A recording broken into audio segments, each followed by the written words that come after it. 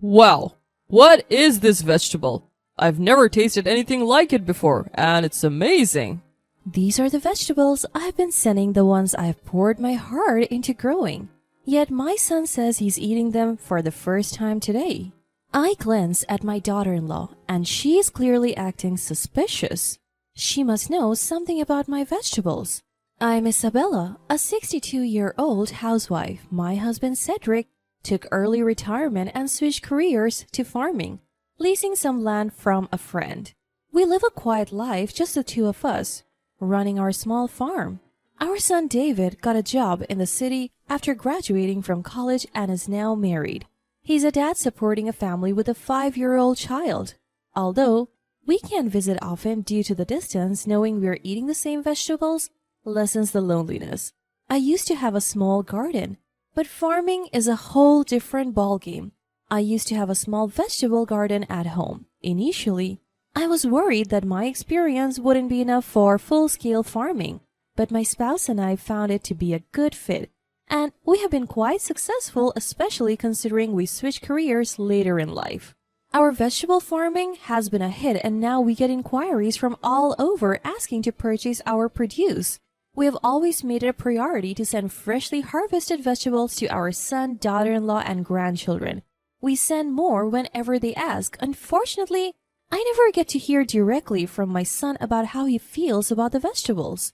He's always busy, so I usually end up talking to my daughter-in-law, Stephanie. According to her, everyone in the family loves them. Whenever we send a shipment, she always says, "Thank you for the delicious vegetables. They're a big help. We're so lucky to have such tasty produce." But her thank you always sounds the same, and I wish I could hear more details about what they like. One day, Stephanie contacted me.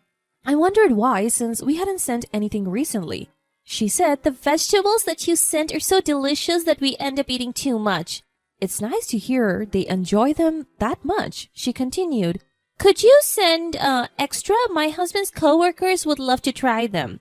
She even said her husband was eager for his coworkers to try them, so how could I say no? Thinking it was for my son, I happily agreed to send more. We usually don't take large orders because it's just the two of us farming, but that year was a pool harvest. So we ended up sending a large shipment, turning down other customers. A few days later, my spouse and I went to the city to visit our daughter. She's single and busy with her career, which seems to be her passion. She mentioned that she lives near our son and suggested we visit since we finished our errands early. I was given detailed instructions on how to get from my daughter's home to my son's and his wife's house. We tried to contact Stephanie but couldn't reach her. So we called our son David, who said it was fine to come over. When we arrived, we were greeted by David and our grandson Edwards. Are you off work today?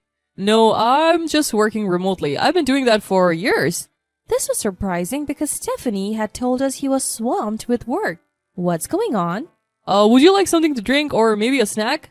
David had moved out after high school, so he should be able to handle basic chores. But he seemed exceptionally skilled. I started switching to remote work when we found out my wife was pregnant. So I can handle all the household chores and even have some specialty dishes. I like to experiment with the cooking when I have time. Then our grandson chimed in. "Dad's cooking is delicious." Wait, Dad's cooking? Where's Stephanie? She wasn't around, and I wondered if she had gone shopping since we arrived unannounced. Oh, she's been on a trip with her friend since yesterday. What? Turns out, my daughter-in-law's travels aren't a new thing. Being an understanding husband is good, but giving too much freedom can be a problem. I mentioned that their young child must miss his mom, and David laughs. If it works for our family, it's fine. If they are okay with it, who are we to complain? I decide not to interfere anymore. Since she's not here, why don't you stay over? When I was a little confused, he said, "Are you going to stay the night? Wow!" As I hesitate, my grandchild joyfully pulls my hand. Seeing this, I feel like taking up my son's offer, plus who knows when we'll see them again. So we decide to stay the night. David's cooking is surprisingly elaborate and tasty. He even made it less salty considering our taste, but something feels off when I try the side dish. It's not the vegetables we sent. We sent a lot just a few days ago.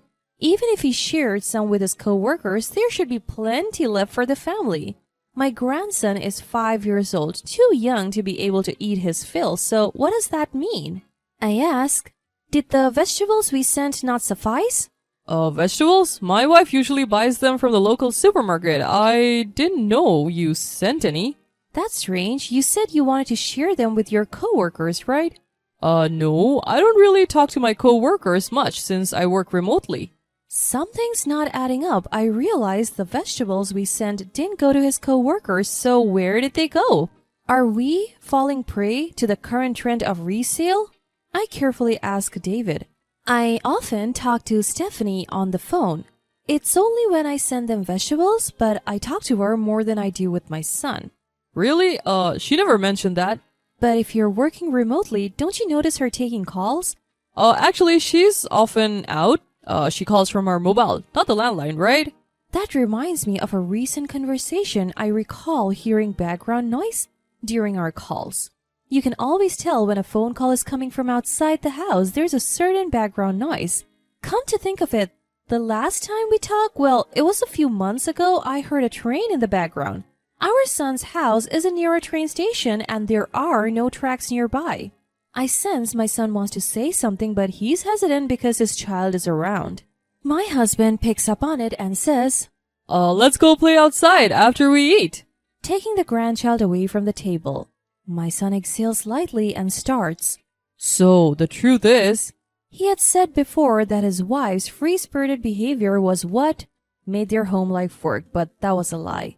Ever since he shifted mostly to remote work, she's been spending more nights out. At first, he didn't question her trips with friends until he ran into one of those supposed friends downtown.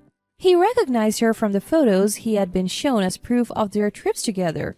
So David is sure he's not mistaken. He didn't confront her then, thinking plans could change, but when she came home, she told tales of a fun trip with the friend he had just seen. He's starting to suspect she's not with a friend, but with another man. In other words, he suspects his wife is cheating. It was a shocking confession. We decide to delay our return home to wait for our daughter-in-law who's coming back tomorrow. Stephanie comes home clearly in high spirits.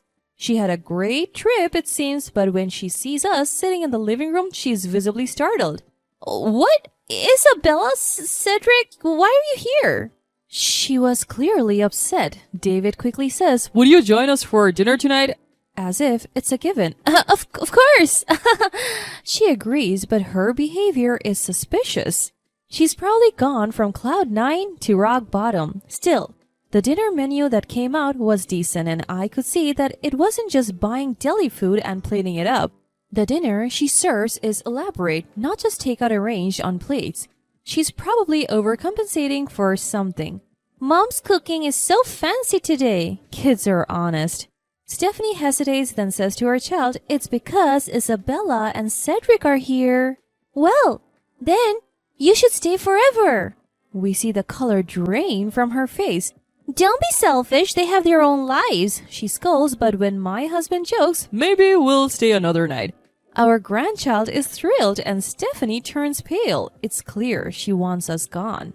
But we pretend not to notice. Maybe she thinks we're just clueless old folks.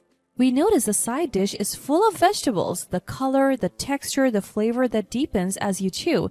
It's undoubtedly the produce we grew ourselves.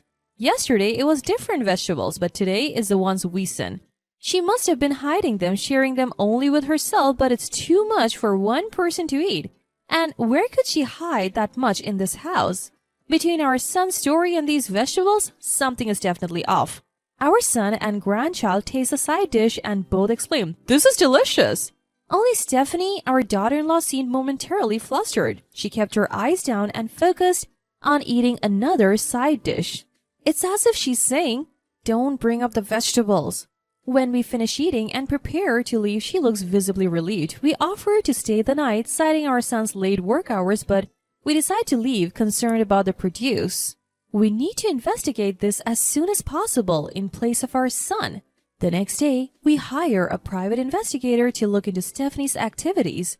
The results come back sooner than expected. Just as our son suspected, Stephanie was having an affair with a married man.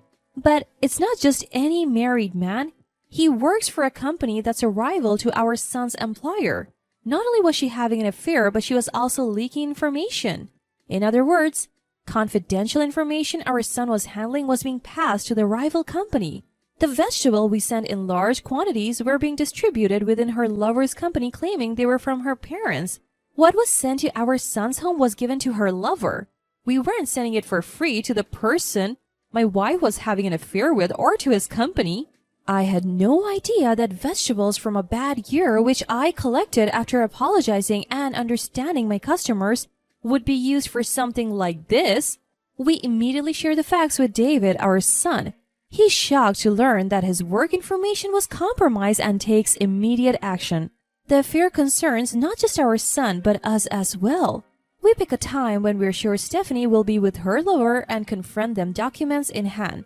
Their faces change color as they read through the evidence. You can't just leak work information. I could get fired, and who's going to suffer when the money stops coming in? You! David says, not hiding his anger. Stephanie quickly admits to the affair and the information leak.